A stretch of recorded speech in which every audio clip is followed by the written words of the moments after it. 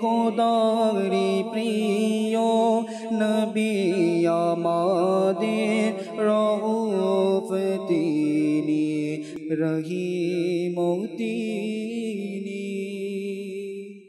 আলহামদুলিল্লাহি রাব্বিল আলামিন ওয়াসসালাতু ওয়াসসালামু আলা সাইয়্যিদিল মুরসালিন আম্মা বা'দ ফাআউযু বিল্লাহি মিনাশ শাইতানির রাজীম বিসমিল্লাহির রহমানির রহিম। আসসালাতু ওয়াসসালামু আলাইকা ইয়া রাসূলুল্লাহ ওয়া আলা আলিকা ওয়া আসহাবিকা ইয়া হাবিবাল্লাহ। আসসালাতু ওয়াসসালামু আলাইকা ইয়া নবিয়াল্লাহ ওয়া আলা আলিকা ওয়া আসহাবিকা ইয়া নূরাল্লাহ। দূরের কাছের সকল দর্শক শ্রোতাকে জানাই অনুষ্ঠানের পক্ষ থেকে স্বাগত। মাদানী চ্যানেলের দর্শক শ্রোতা, অনুষ্ঠান প্রিয় নবী সাল্লাল্লাহু তাআলা আলাইহি ওয়াসাল্লামের অনন্য স্বভাব। আজকেও আল্লাহর হাবিব সাল্লাল্লাহু তাআলা আলাইহি ওয়াসাল্লামের এক মোবারক স্বভাব সম্পর্কে আমরা জানব, আর এর মাধ্যমে ইনশাআল্লাহুল কারীম আমরা শিক্ষা অর্জন করব।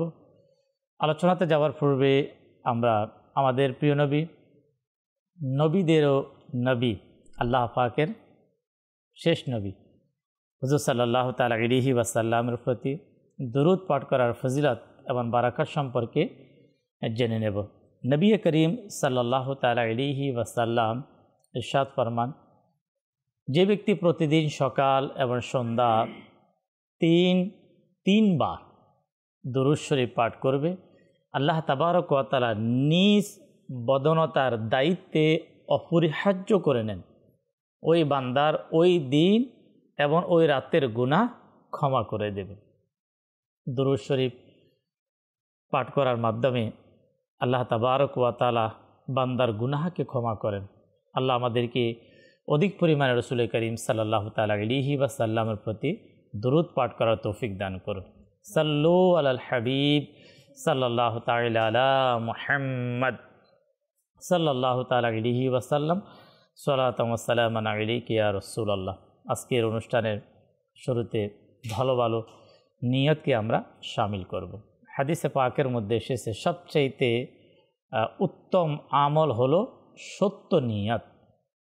মানুষের যে নিয়ত, যেটাকে বলা হয় সঠিক খালেস, আল্লাহ পাকের সন্তুষ্টির জন্য যে নিয়ত করা হয়, আর ওই নিয়তকে সবচেয়ে উত্তম আমল বলা হয়েছে।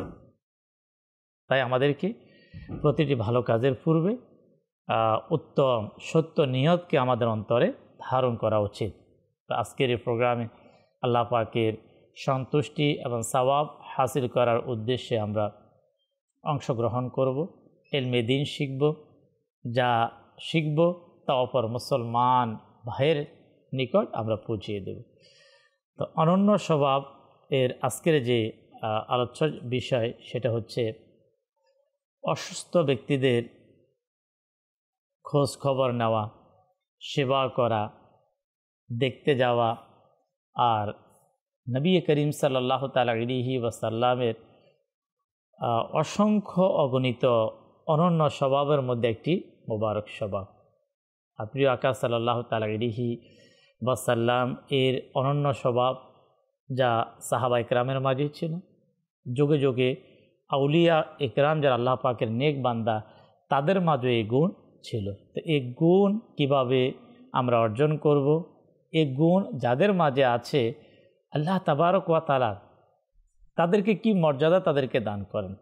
ইনশাআল্লাহ আমাদের ছেলের দর্শক শ্রোতা, এর সওয়াবটা এমন, এক হচ্ছে গুণ, আরেকটা হচ্ছে এই কাজ করার মাধ্যমে প্রতিদান এমন, শোনার সাথে সাথে মন চাইবে যে আমি ওই কাজটি আমি করব।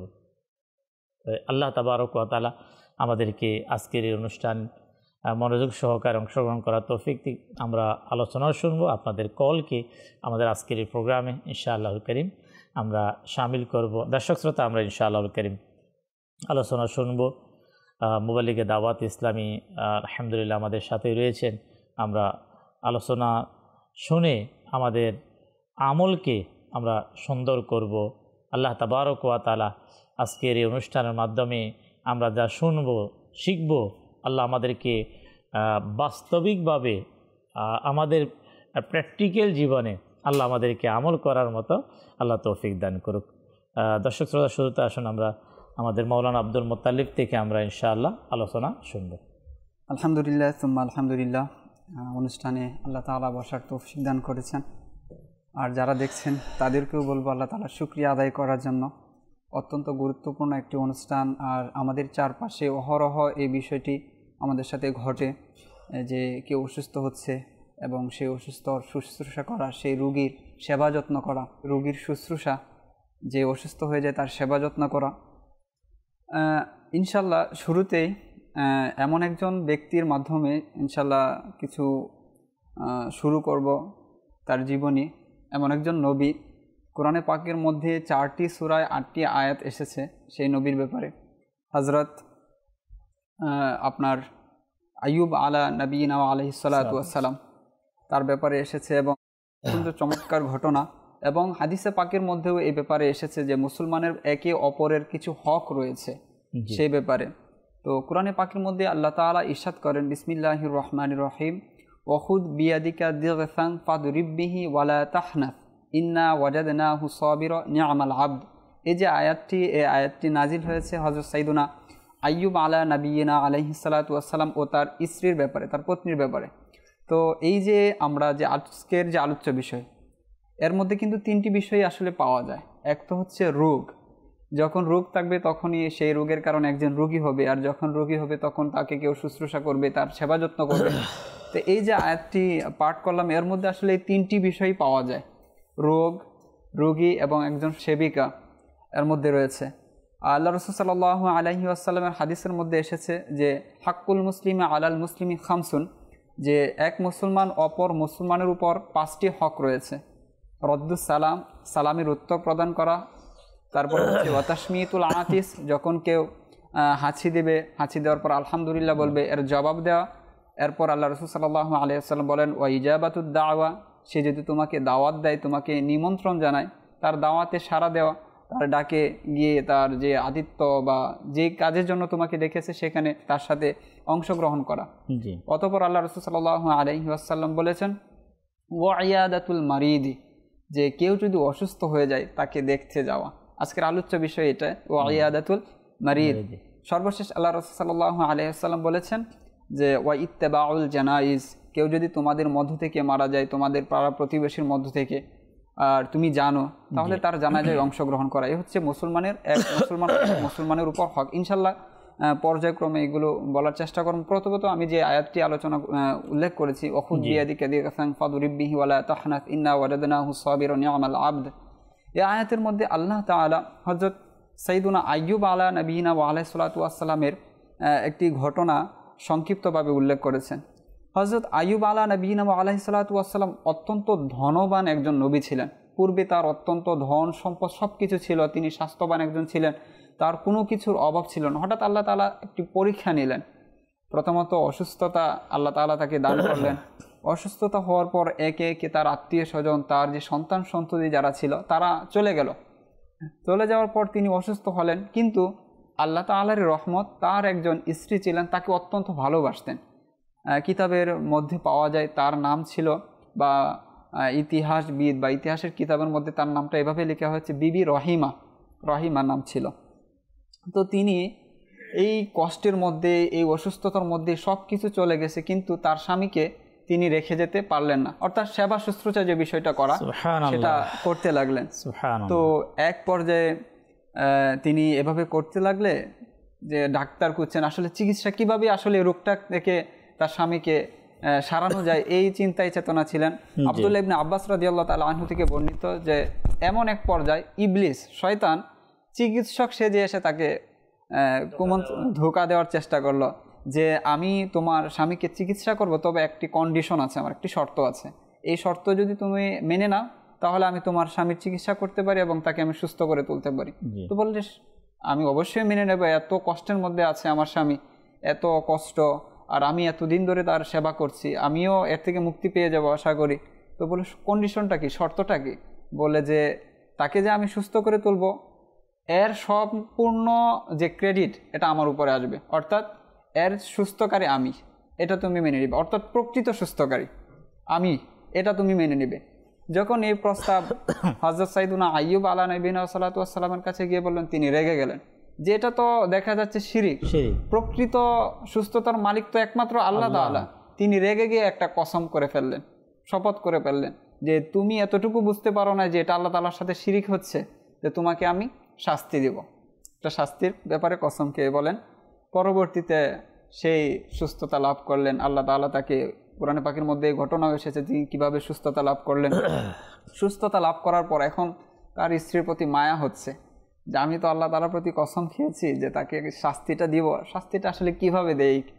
আর আল্লাহ তাআলাও তার এই যে শুশ্রূষা করা, তার এই সেবা করা এতটাই পছন্দ করেছেন যে তার জন্য আল্লাহ তাআলা সহজ করে দিয়েছেন।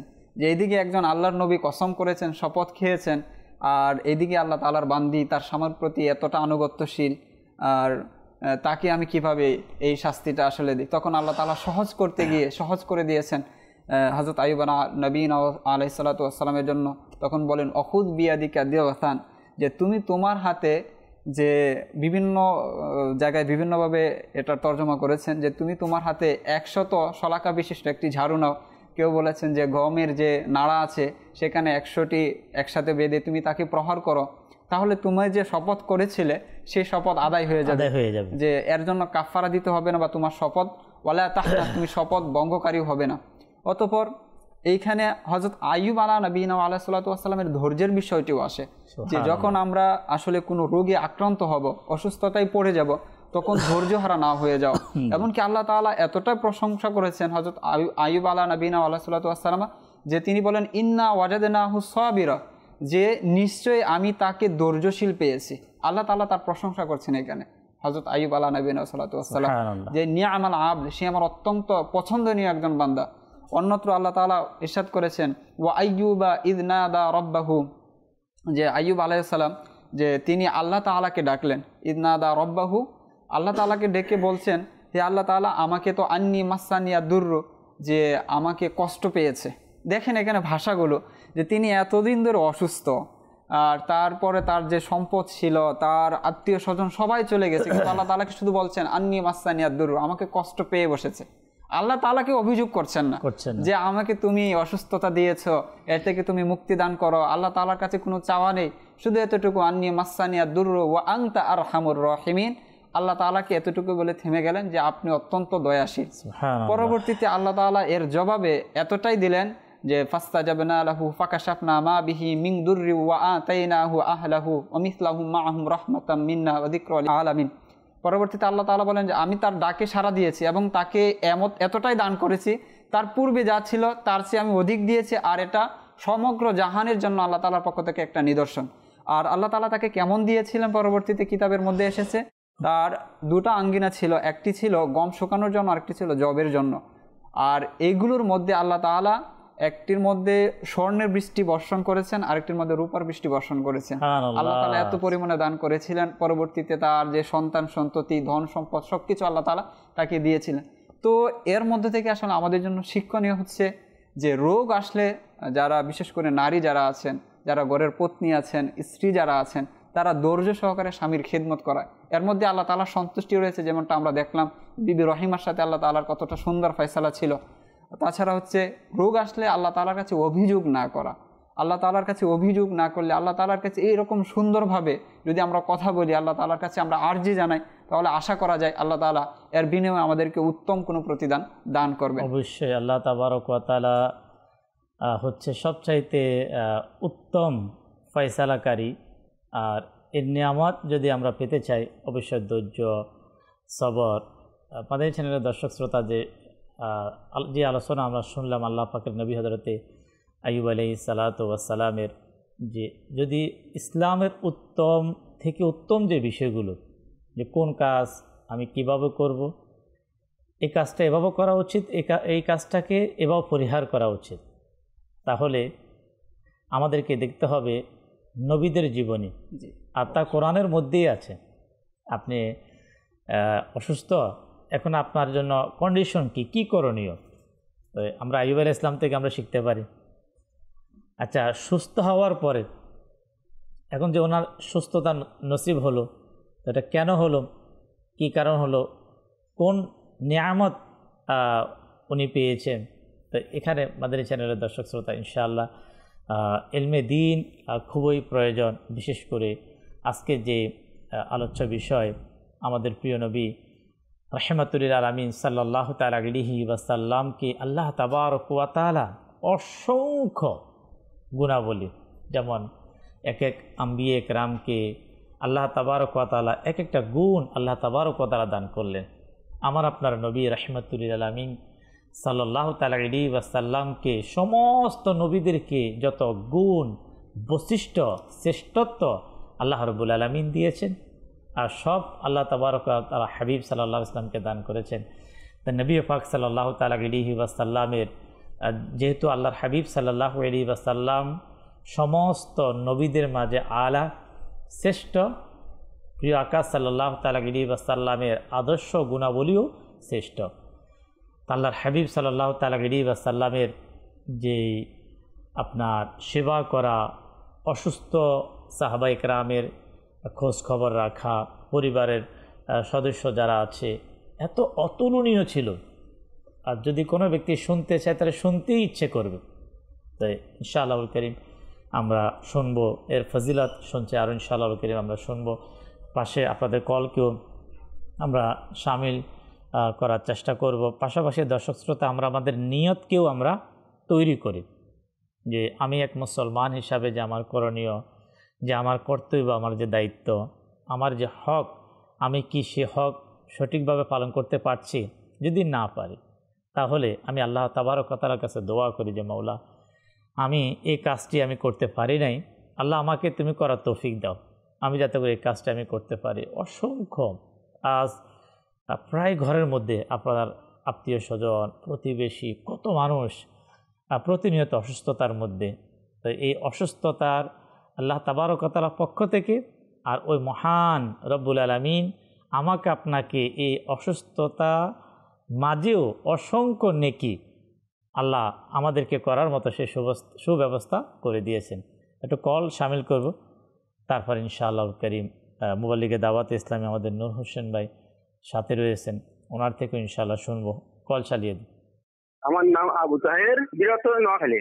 আমি মাদানী ইসলামের একজন শ্রোতা, সবসময় এই চ্যানেলটা দেখি, আমাকে এই চ্যানেল মুগ্ধ করেছে, এই চ্যানেল আমি দেখি। মাশাআল্লাহ, আবু তাহের ভাই, আল্লাহ তাআলা বারাকাত দিক। আল্লাহ তাআলা আমাদেরকে এই ধরনের দ্বীনি চ্যানেল এর সঙ্গে থাকার আল্লাহ আমাদেরকে তৌফিক দান করুন। জি, পরবর্তী কল। গাজীপুর থেকে পাবেল আহমেদ। মাদানী চ্যানেল আমার কাছে খুব ভালো লাগে, এই চ্যানেলটা যেন বন্ধ না হয়, আমি দোয়া করি সবার জন্য। মাদানী চ্যানেলের জন্য পাবেল ভাই গাজীপুর থেকে আপনি দোয়া করছেন, আল্লাহ তাআলা সব সময়ের জন্য এই মাদানী চ্যানেল যাতে জারি থাকে। অসংখ্য মানুষের দোয়া এই মাদানী চ্যানেলের জন্য।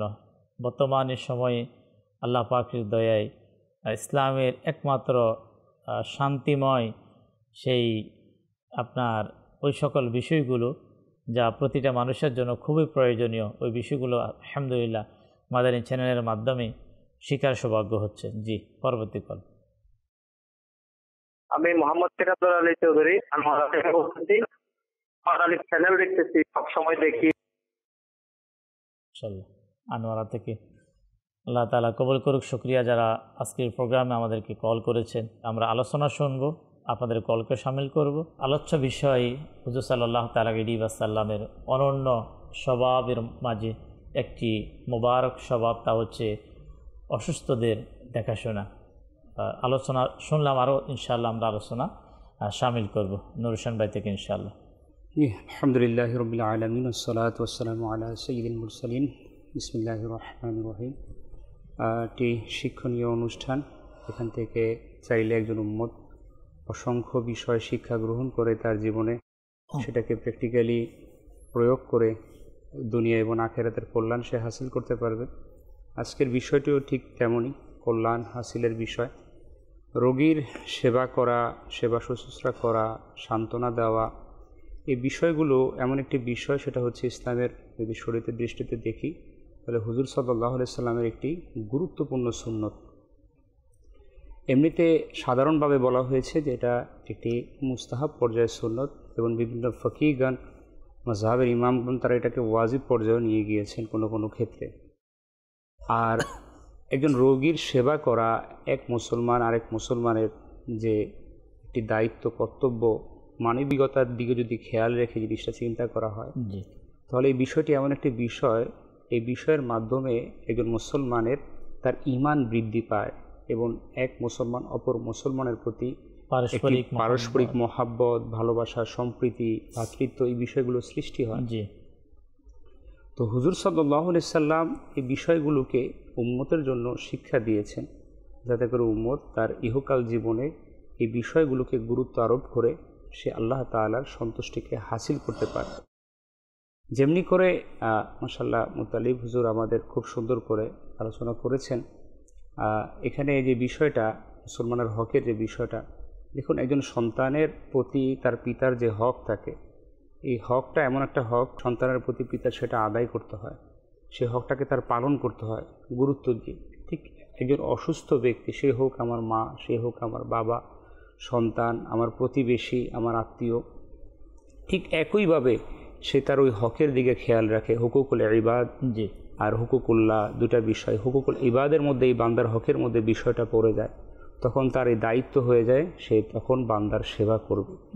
আল্লাহ সুবহানাহু ওয়া তাআলা হাদিসে কুদসির মধ্যে এই আলোচনাটা এসেছে এইভাবে করে, হাদিসের মধ্যে, হাদিস শরীফের মধ্যে, মুসলিম শরীফের হাদিস। এমনিতে আমরা জানলাম যে আল্লাহ তাআলার হুকুম, হুজুর সাল্লাল্লাহু আলাইহি সাল্লামের সুন্নতে মোবারকার মধ্যে বিষয়টা, কল্যাণের বিষয়টা যদি দেখা যায়, তো রাসূল সাল্লাল্লাহু আলাইহি সাল্লাম বলেন কিয়ামতের দিন আল্লাহ পাক বলবেন, হে আদম সন্তান, আমি অসুস্থ ছিলাম, তুমি আমার সেবা করনি। বান্দা কিছুটা হতবাক হবে, সে বলবে, মালিক তুমি আমার প্রতিপালক, আমি তোমার সেবা কিভাবে করব?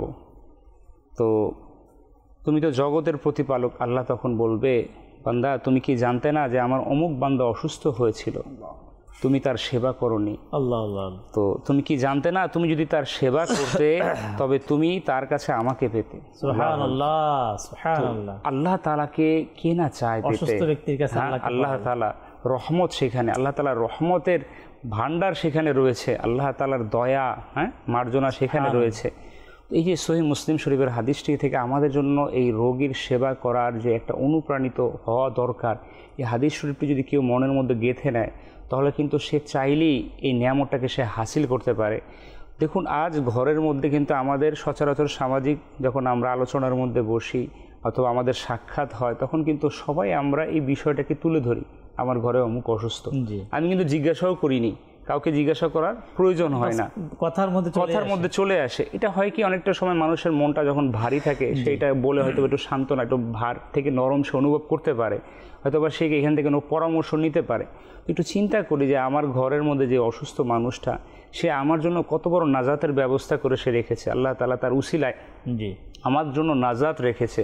তো এখন আমি আপনি এই বিষয়টা কতটুকু গুরুত্ব দিয়ে থাকি, এখন দেখার বিষয়। সোশ্যাল মিডিয়াতে দাওয়াত ইসলামের পেজে আমি দেখেছিলাম খুব গুরুত্বপূর্ণ একটি মেসেজ, একটা ভিডিও বার্তা ছিল এরকম যে সন্তান, বাবা অসুস্থ, সন্তানের দায়িত্ব ছিল বাবার সেবা করা। তো সেই সন্তান এতটাই সোশ্যাল মিডিয়ার মধ্যে সে মগ্ন ছিল যে বাবার ওষুধ খাওয়ার মধ্যে তার উদাসীনতা ছিল, বাবার খাবার খাওয়ানোর মধ্যে তার উদাসীনতা ছিল।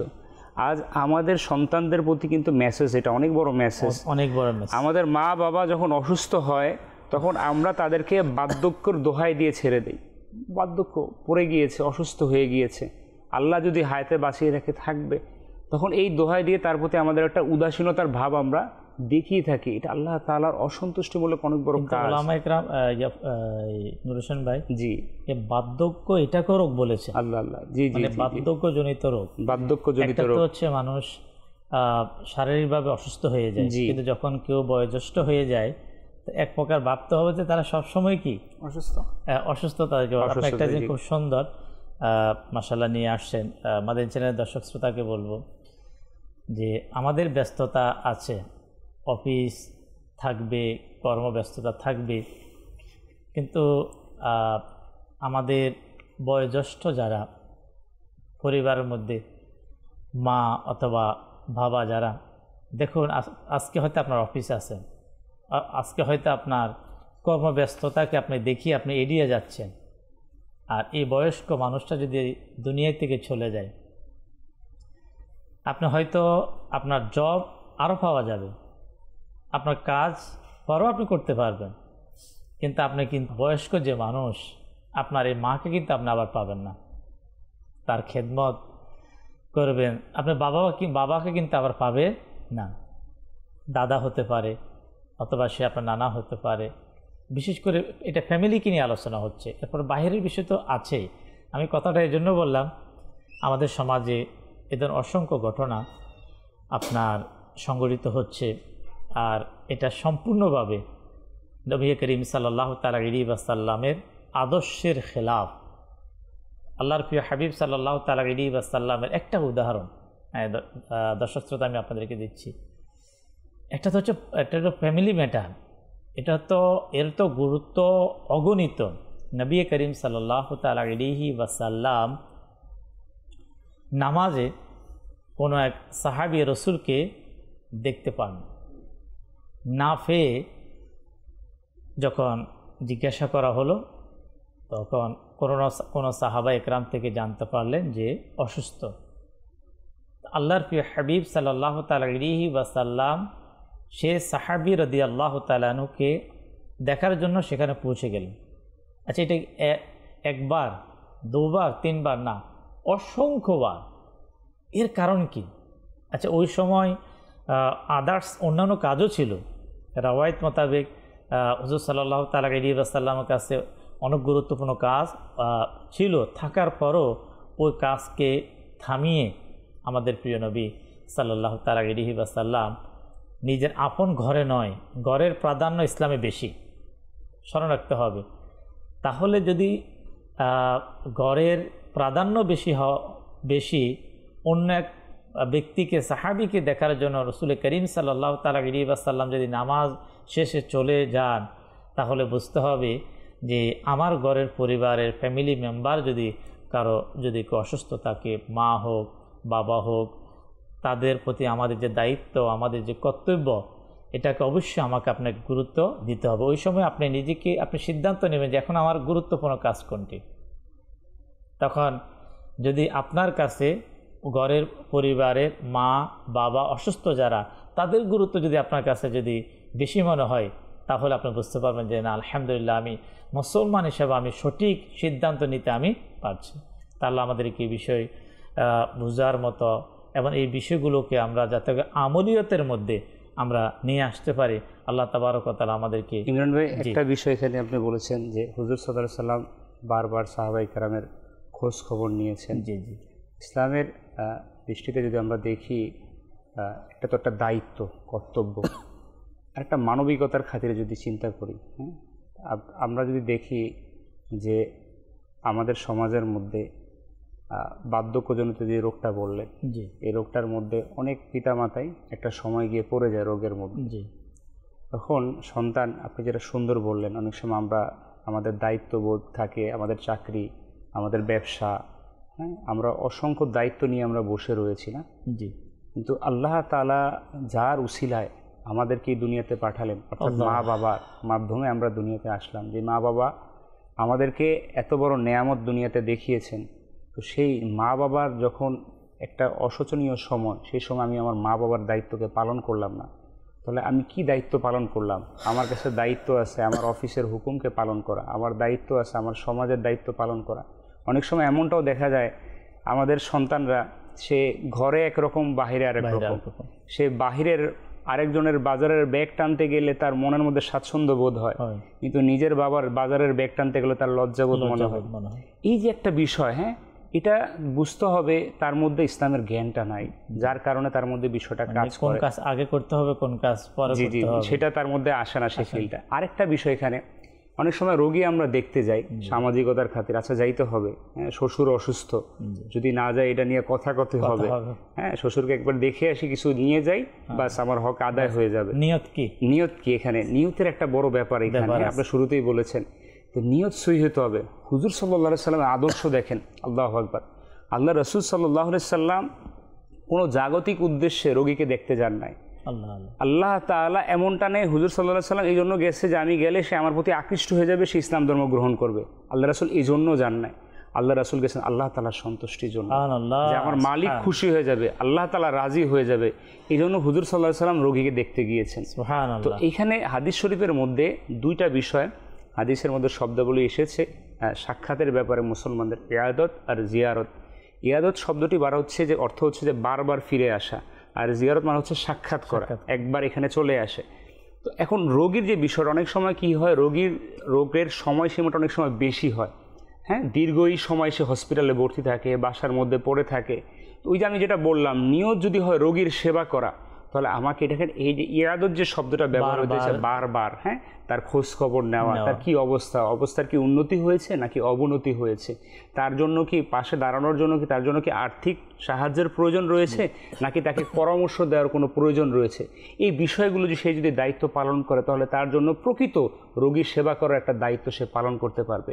হুজুর সাল্লাল্লাহু আলাইহি ওয়াসাল্লাম আমাদেরকে, সাহাবায়ে কেরাম আলাইহিমুর রিদওয়ান, ইনাদেরকে এমনভাবে প্র্যাকটিক্যালি আল্লাহ রাসূল দেখিয়েছেন যে শিক্ষাটা সাহাবায়ে কেরাম, আপনি যেটা বলেন হুজুর সাল্লাল্লাহু চলে যেতেন, সাহাবায়ে কেরাম ঠিক একই কাজ করেছেন।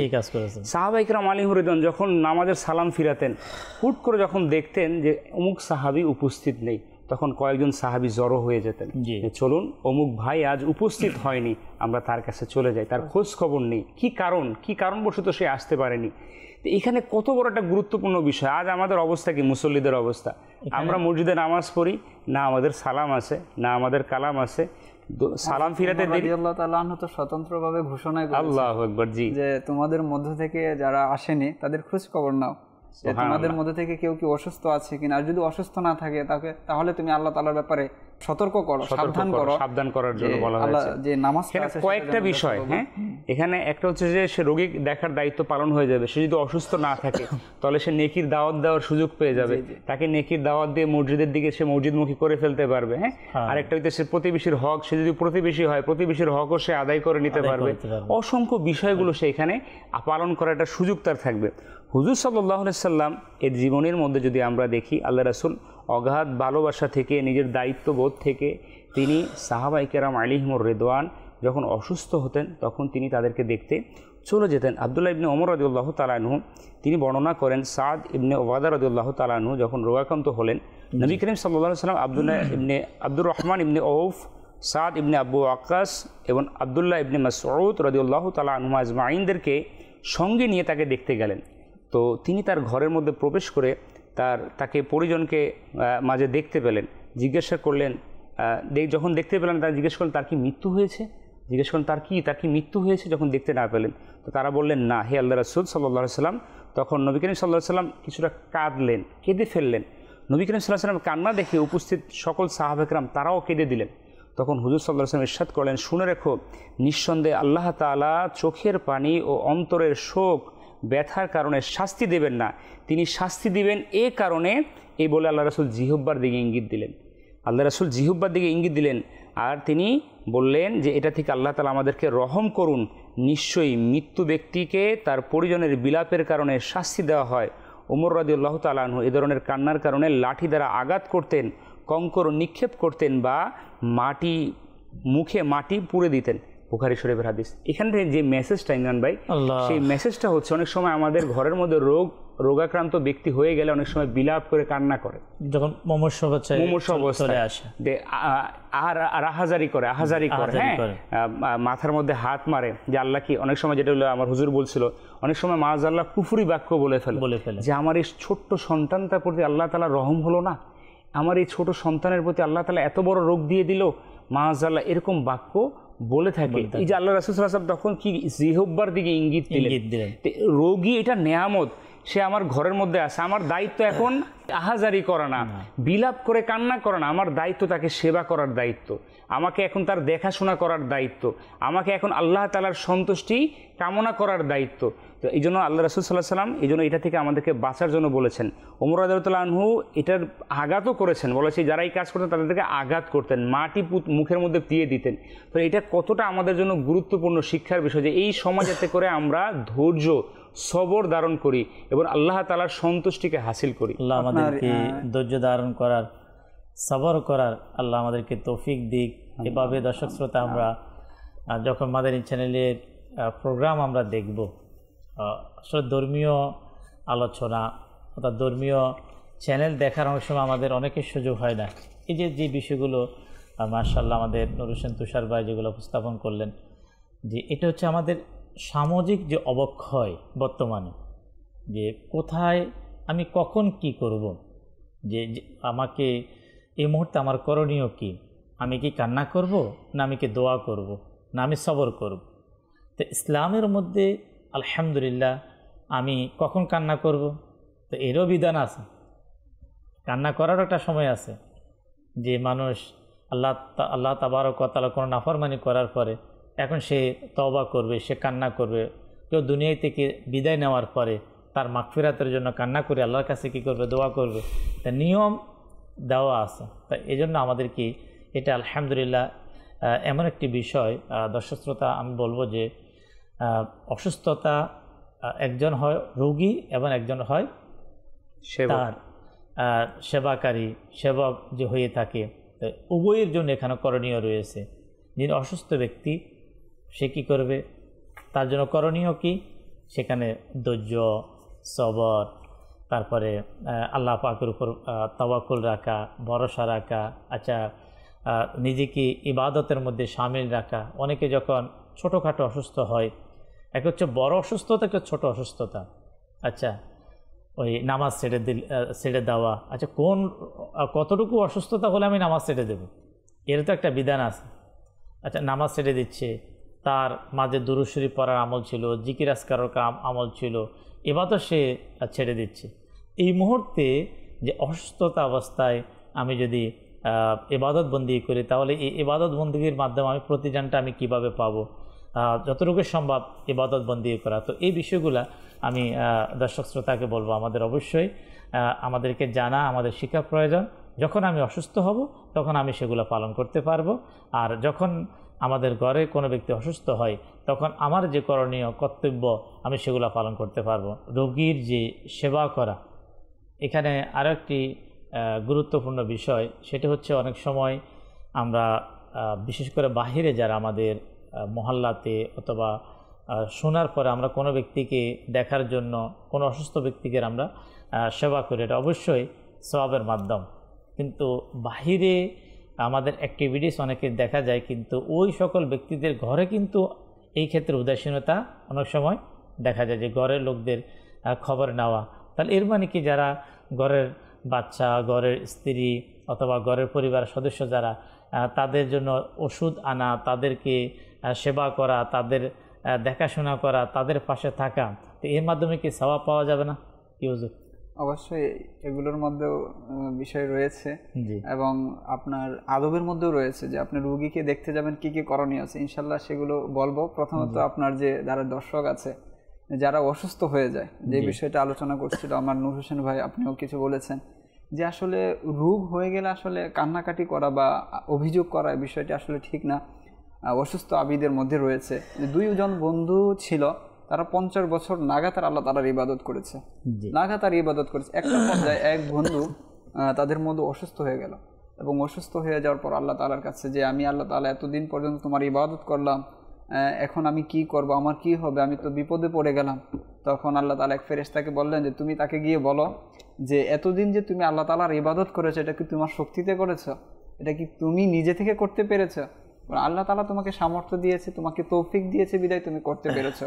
আর দ্বিতীয়ত তো আল্লাহ তাআলা তোমাকে অসুস্থ দিয়েছে, তুমি শুনবে। এর কারণ কি, যে আল্লাহ তাআলার কাছে পূর্বেকার যারা বুজুর্গ ছিল, যারা আবরার রয়েছে, যারা নেককার রয়েছে, আল্লাহ তাআলার কাছে অসুস্থতা চাইতো, আল্লাহ আমাকে অসুস্থতা দাও, আর আল্লাহ তাআলা তাদেরকে অসুস্থতা দিয়ে তাদেরকে নেককারের মধ্যে অন্তর্ভুক্ত করতো।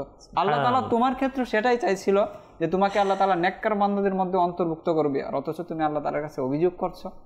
তো এটাই হচ্ছে যে কখনো অসুস্থতা এলে এর জন্য কখনো এই যে আহাজারি করা, কান্নাকাটি না করা, হতে পারে এর মাধ্যমে আমার গুনাহ ক্ষমা হচ্ছে। হাদিসের মধ্যেও রয়েছে যে একদিনের জ্বর, এক রাতের জ্বর বা একদিনের জ্বর হচ্ছে আপনার পূর্ববর্তী জীবনের গুনাহের জন্য মিটিয়ে দেয় এটা। এবং সাহাবায়ে কেরাম আলাইহিম রিদওয়ানগণ জ্বরের জন্য আকাঙ্ক্ষা করতেন যে আমার যদি জ্বর হতো আমার মাওলা আলী রাদিয়াল্লাহু তাআলার ব্যাপারে এসেছে, তিনি যখন জ্বর আসতো রাতের বেলা শুকরিয়া নামাজ আদায় করতেন। আল্লাহ আল্লাহ আল্লাহ। তো এই জ্বর কিন্তু অসংখ্য সাহাবায়ে কেরাম যে রাসূল সাল্লাল্লাহু আলাইহি ওয়াসাল্লামের যে দেখতে যাও, সেই ক্ষেত্রেও এরকম ঘটনা রয়েছে। একজন সাহাবী ছিল যুন নুখামা রাদিয়াল্লাহু তাআলা আনহু। তো সেই সাহাবী রাদিয়াল্লাহু তাআলা আনহুকে দেখতে গেলেন, গিয়ে বললেন যে তোমার কতদিন ধরে জ্বর? বলি ইয়া রাসূলুল্লাহ 7 দিন ধরে আমি জ্বরে আক্রান্ত।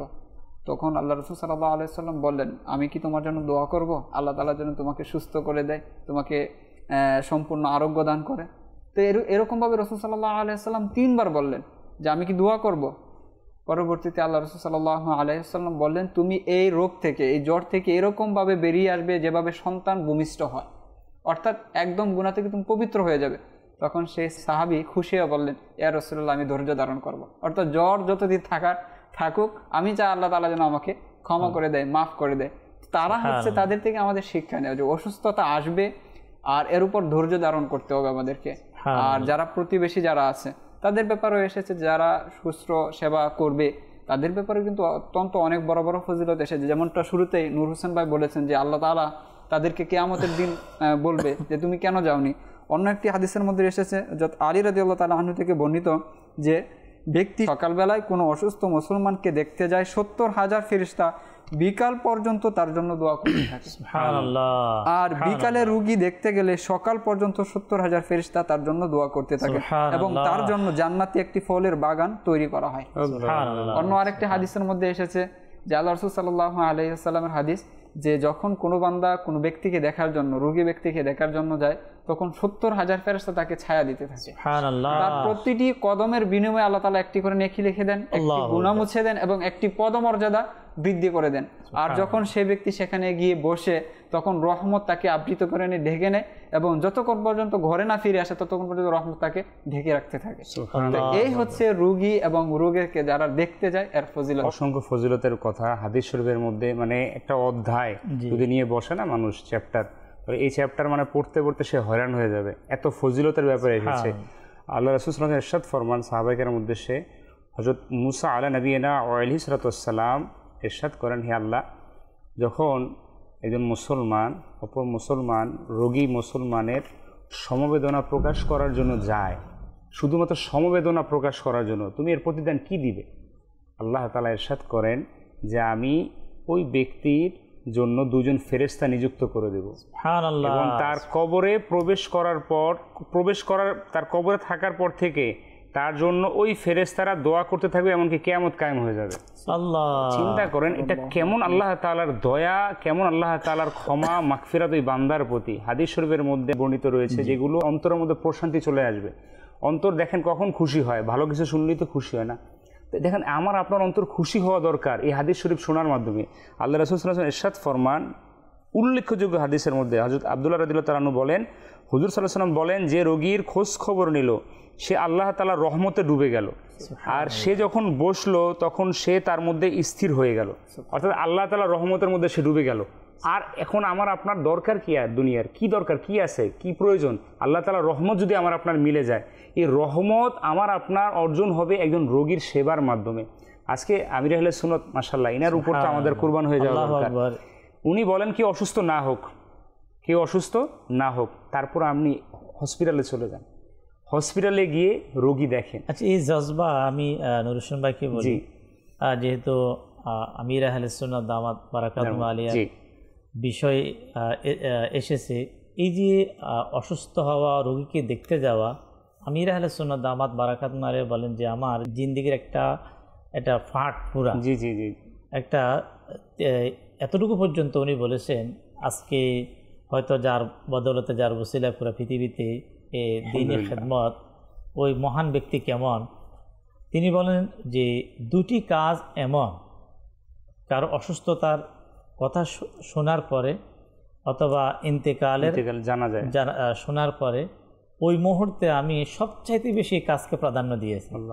একজন মানুষের যারা পৃথিবীতে বড় কোনো কাজ করেন, হয়তো দর্শক শ্রোতা আমরা জানি পৃথিবীতে বড় কোনো কাজ করেন তাদের এনি টাইম সবসময় কাজ থাকে, তার কোনো না কোনো কাজ থাকে।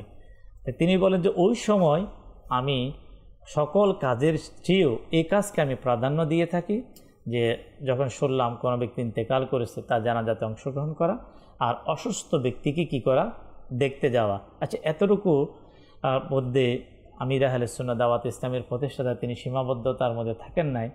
তিনি এই কাজে উম্মতে মুহাম্মাদিকে প্র্যাকটিক্যাল করানোর জন্য, যাতে যে কাজটা সাহাবা একরাম করেছেন, আউলিয়াগণ করেছেন, ওই কাজটা উনি নিজেও করেছেন, যাতে মানুষের মাঝে এর আগ্রহ সৃষ্টি হয়, মানুষ এই কাজ করে যাতে সওয়াব অর্জন করতে পারে, মানুষের দোয়া, অন্তর দোয়া লাভ করতে পারে। তাই 72 নেক আমল যে রিসালা পুস্তিকা তিনি আমাদেরকে উপহার দান করলেন, সেই পুস্তিকার মধ্যে সপ্তাহে একটি আমল, আজ কি আপনি কমপক্ষে একজন রোগীকে, সোমবারের ব্যাপার উল্লেখ রয়েছে, যদি না হয় তাহলে যে কোনো একদিন, সপ্তাহে একদিন একজন অসুস্থ ব্যক্তিকে আপনি দেখতে গিয়েছেন। দাওয়াত ইসলামীর নুরুল ভাই, দাওয়াত ইসলামীর দিনই পরিবেশে আসার আগে হয়তো এই মেন্টালিটি আমার আপনার আমাদের মাঝে হয়তো কতটুকু ছিল। আলহামদুলিল্লাহ, আল্লাহ পাকের দয়ায় যে আমির আহলে সুন্নাত দামাত বারাকাতুহু আলিয়ার যে তারবিয়ত, মানুষের প্রতি মহব্বত, মানুষের প্রতি ভালোবাসা, যে পরিবারের সদস্য যদি অসুস্থ হয় তাহলে কিভাবে দেখতে হবে, মা বাবা যদি অসুস্থ হয় তাহলে তো সব কিছু বন্ধ করার জন্য বললেন, যে মা অসুস্থ, বাবা অসুস্থ, সব কাজ অফ, যে তাদের খেদমতে পড়ে থাকা। আচ্ছা, এমন তাগিদ, আল্লাহু আকবার, এমন তাগিদ দিলেন যে আপনি ফরজ ইবাদত করার পরে যে 5 ওয়াক্ত নামাজ তো অবশ্যই পড়তে হবে, বাকি সময় ওনাদের খেদমতে কি থাকা, নিয়োজিত থাকা, ইসলামী ভাইদের দেখাশোনা করা, ইসলামী ভাই যারা দাওয়াতে ইসলামী দ্বীনি পরিবেশের সাথে রয়েছে তাদেরও সে কী অবস্থায় রয়েছে, অসুস্থ কিনা এর খবর নেওয়া, যতটুকু সম্ভব তাদের পাশে সঙ্গ দেওয়া। এটার মাধ্যমে ইমরান ভাই একটা যে মহব্বত, ভালোবাসার সৃষ্টি হয়। আমি আপনাকে প্র্যাকটিক্যাল, আপনার তো নিজেও আলহামদুলিল্লাহ প্র্যাকটিক্যাল, মাদানী মহলে আমাদের এটা অনেক বড় আমাদের জন্য নেয়ামত। আমি এক ইসলামী ভাইয়ের বাসায় আমি যখন শুনতে পারি, তার সাথে আমার অতটা মহব্বত না, আলহামদুলিল্লাহ ইসলামী ভাই মহব্বত আছে, কিন্তু একটা আছে না অনেক ভালো বন্ডিং, সবসময় খোঁজখবর রাখা। তো হঠাৎ করে আমি যখন শুনলাম আমার আরেকজন মোবাইলকে দাওয়াত দিচ্ছেন, আমাদের সে অসুস্থ, তো আমাদের সিটির মধ্যেই ইসলামী ভাই, তো আমি হুট করে বললাম চলেন ওনাকে দেখে আসি। তো যাওয়ার সময় কিছু আমরা নিয়ে নিলাম ওনার জন্য, দেখতে যেহেতু যাব। ইসলামী ভাই, ইমরান ভাই, আমি বলবো মাশাআল্লাহ, মানে ওদিন আমার একটা অভিজ্ঞতা হলো। ওই ইসলামী ভাই যখন দরজা খুললো উঠে এসে, যখন উনি আমাদেরকে দেখলো এবং আমাদের হাতে কিছু দেখলো, উদ্দেশ্য কেন ওনাকে দেখতে এসেছে, উনি যে এত খুশি হলো ইমরান ভাই, ওটা ওই বিষয়, ওই দিনটাকে উনি এখনও স্মরণ করে রাখে। এবং এখনও তিনি কিন্তু, তুষার ভাই আমি এখনও ভুলতে পারবো না যে আপনি আমাকে দেখতে এসেছেন। এই যে একটা ভালোবাসা, এটা আপনি কোথা থেকে পাবেন ইমরান ভাই? আচ্ছা, এটা তো হচ্ছে তার পক্ষ থেকে পাওয়া। জি জি জি জি, এর চাইতো হাজার কোটি গুণ যে আল্লাহ তাআলার পক্ষ থেকে, যে বান্দাই খুশি হয়ে যায় এত অবস্থা, তাহলে আল্লাহর খুশির অবস্থা কি হবে? আল্লাহ তাআলা কত আল্লাহু আকবার। আর এই দ্বীনি কাজের একটা বড় ফায়দা কিন্তু, যদি আমরা যারা দ্বীনি কাজের মধ্যে আছি, দ্বীনি কাজ ছাড়াও যারা আমরা আলহামদুলিল্লাহ একজন মুসলমান হিসেবে আছি, মুসলমানের দায়িত্ব হিসেবে অনেক বড় দায়িত্ব। আজ আমরা যারা অপসংস্কৃতিকে আপন করেছি, আজ আমরা পশ্চিমা সংস্কৃতিকে দেখে দেখে আমাদের জীবন করছি, এই শিক্ষা কিন্তু তাদের মধ্যে নাই ইমরান ভাই। আপনি যদি দেখেন পশ্চিমা দেশগুলোর মধ্যে এরকম নিয়ম রয়েছে ওদের সরকারিভাবে, যে বয়োবৃদ্ধ মা বাবা বার্ধক্যজনিত রোগ যদি হয়ে যায়, তখন সেই মা বাবাকে দেখার জন্য তাকে একজন নার্স তাকে সার্ভাইভ করে দেবে। ওই নার্স তাকে দেখবে, এটার জন্য সে ভাতাও পাবে। আচ্ছা, এটা একটা সুবিধা সে পেয়ে গেল, কিন্তু সে মা বাবাকে দায়িত্বকে, যেটা তার ছিল, মা বাবাকে সেবা করার যে ফজিলত ছিল, সেটা তো সে হাতছাড়া হয়ে গেল। এটা দেখেন, আর ইসলাম আমাদেরকে এটার জন্য আরো উৎসাহ প্রদান করেছে, যাতে করে নিজেকে নিয়োজিত করে দিই। এই বিষয়টা যদি আমরা আসলে আরেকটু অ্যাড করি, দেখবেন খাবার দাবারের জন্য তো আসলে কোনো সমস্যা নেই। আল্লাহ তাআলা আমাদেরকে ইরশাদ করেছেন, বিসমিল্লাহির রহমানির রহিম, ওমা মিন দাব্বাতিন ফিল আরদি ইল্লা আলাল্লাহি রিজকুহা, সমস্ত মাখলুকের রিজিকের দায়িত্ব আল্লাহ তাআলা নিয়ে নিয়েছেন। এখন বার্ধক্য অবস্থায় আপনি বলছেন যে দুমুঠো খাবার দিয়ে আপনি আপনার দায় সেরে নিয়েছেন, আপনি ওল্ড হাউসে রেখে এসে সেখানে সব ভালো ব্যবস্থা আছে, তো এইটা তো পশু পাখি এরাও তো পাচ্ছে, এরাও তো এই সার্ভিস থেকে নেই, কিন্তু তাদের আসলে এই মুহূর্তে পাওয়াটা কি ছিল? এই মুহূর্তে পাওয়া ছিল আপনার আমার ভালোবাসা, সন্তানের ভালোবাসা, নাতি নাতি তারা পাশে থাকবে, তাদের সাথে খেলবে, হাসবে, তাদের এই সময়টা তারা একটু উপভোগ করবে। কিন্তু সেই সময়টা আপনি তাকে কোথায় রেখে আসছেন? অপরিচয় একজন মানুষের হাতে। সে কিভাবে দেখছে, তার সাথে হয়তো মন খুলে কথাও বলতে পারছে না। আর আপনি বলছেন যে এটা অত্যন্ত আধুনিকতা আর আপনি আপনার দায় সেরে ফেলেছেন, এটা আসলে কখনোই হতে পারে না। আপনি নিজের ব্যাপারে যদি ভাবেন আপনি কতক্ষণ একা থাকতে পারবেন? আমরা তো এখন চাইলেই কারোর সাথে বন্ধুত্ব করে ফেলতে পারি, চাইলেই আমরা কোথাও দূরে চলে যেতে পারি, কিন্তু তারপরও আমরাও তো মানুষ ছাড়া চলতে পারি না। বন্ধুত্ব বা মানুষ আশেপাশে না থাকলে কিরকম লাগে? তো তাদের ক্ষেত্রে যাদের কোনো জায়গায় যাওয়ার কোনো অবস্থা নেই, মন খুলে কথা বলা যাদের জন্য জরুরি ওই মুহূর্তে, তখন আপনি তাদেরকে ওল্ড হাউস আর এই ব্যবস্থা করে দিয়ে যদি বলেন যে আধুনিকতা, সেটা আসলে কখনোই কাম্য নয়। আমি ইমরান ভাই দর্শকদেরকে শুরুতেই বলেছিলাম যে রুগী দেখার কিছু আদব রয়েছে। প্রথমত আল্লাহ রসুল সাল্লাল্লাহু আলাইহি ওয়াসাল্লাম কিছু দোয়া আমাদের শিখিয়ে দিয়েছেন।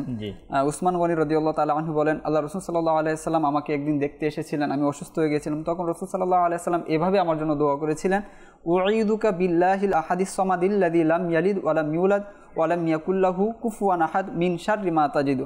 অর্থাৎ আমি আল্লাহ তাআলার আশ্রয় তোমাকে দিচ্ছি, যে আল্লাহ তাআলা এখানে তো আমরা জানি লাম ইয়ালিদ ওয়া লাম ইউলাদ ওয়া লাম ইয়াকুল লাহু কুফুয়ান আহাদ মিন শাররি মা তাজিদু, তুমি যে কষ্ট পেয়েছো এই থেকে আল্লাহ তাআলার আশ্রয় তোমাকে দিচ্ছে, আল্লাহ তাআলা যেন এই কষ্ট থেকে তোমাকে উদ্ধার করে।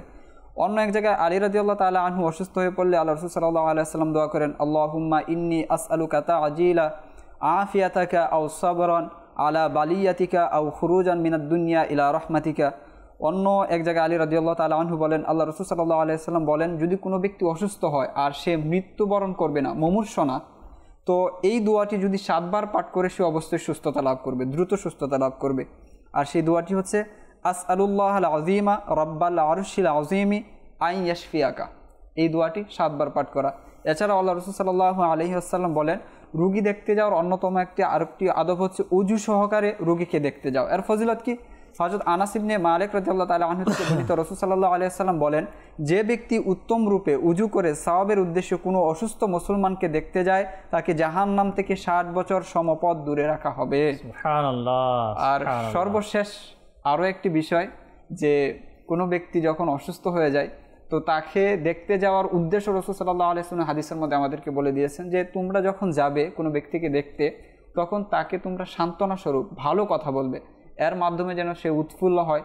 যদিও তোমাদের কথার মাধ্যমে তার ভাগ্যে যেটা আছে সেটার মধ্যে কোনো পরিবর্তন আসবে না, কিন্তু মনে একটা খুশি আসবে। আর মূলত রোগীকে দেখতে যাওয়ার উদ্দেশ্যই হচ্ছে এটা, মাকসাদি হচ্ছে এটা, যে সে যেন খুশি হয়, তার অন্তর যেন খুশি হয়ে যায়।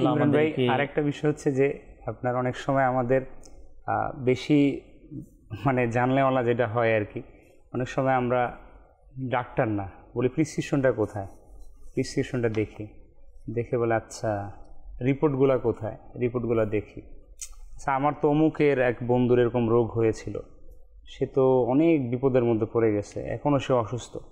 এই যে কথাগুলোর মাধ্যমে আমার হুজুর মাশাআল্লাহ খুব সুন্দর বলেছে, এই কথাগুলো জরুরি কেন?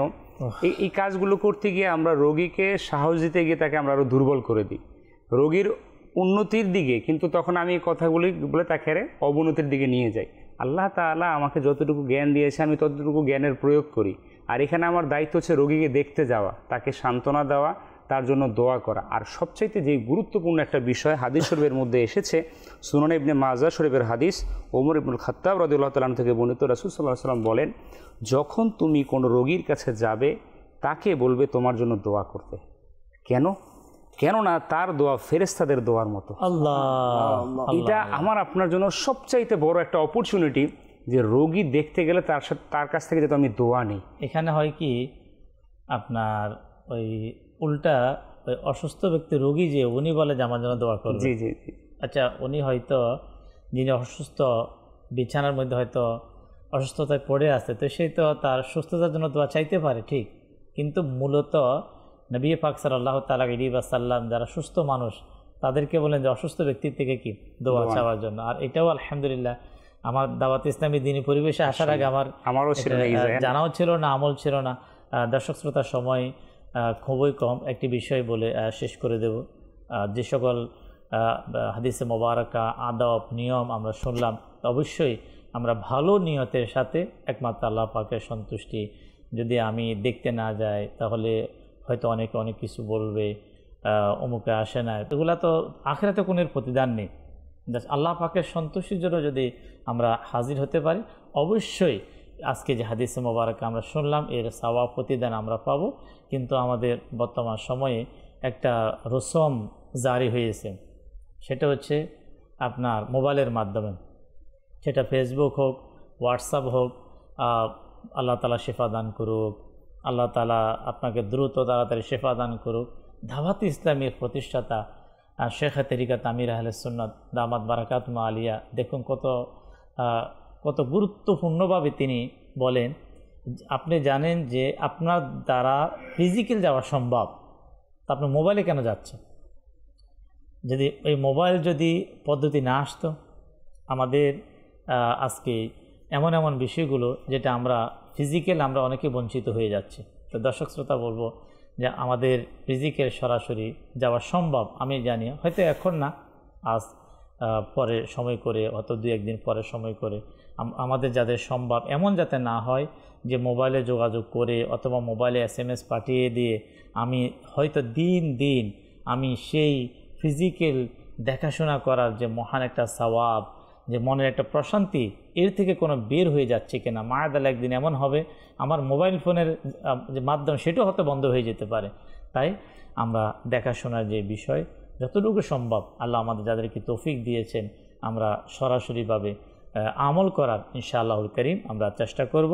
আল্লাহ তাবারক ওয়া তাআলা আজকের যে আলোচ্য বিষয় নবী পাক সাল্লাল্লাহু তাআলা আলাইহি ওয়াসাল্লামের অনন্য স্বভাব, আর তা হচ্ছে রোগীর সেবা করা, রোগীকে দেখতে যাওয়া, এই আমল আল্লাহ আমরা যতদিন পৃথিবীতে বেঁচে আছি আল্লাহ আমাদেরকে আল্লাহ পাকের সন্তুষ্টির জন্য এই আমল করে আল্লাহ দুনিয়া থেকে আমাদেরকে যাওয়ার তৌফিক দান করুন ইনশাআল্লাহুল করিম। দর্শক শ্রোতা, আগামী সপ্তাহে একই সময়ে আমরা অন্য আরেকটি বিষয়ে আলোচনা শুনব।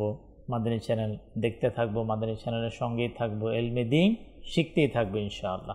সাল্লু আলাল হাবিব সাল্লাল্লাহু তাআলা আলা মুহাম্মদ সাল্লাল্লাহু তাআলা আলাইহি ওয়াসাল্লাম। খোদারি প্রিয় নবী আমাদের রউফ তিনি রহিম তিনি।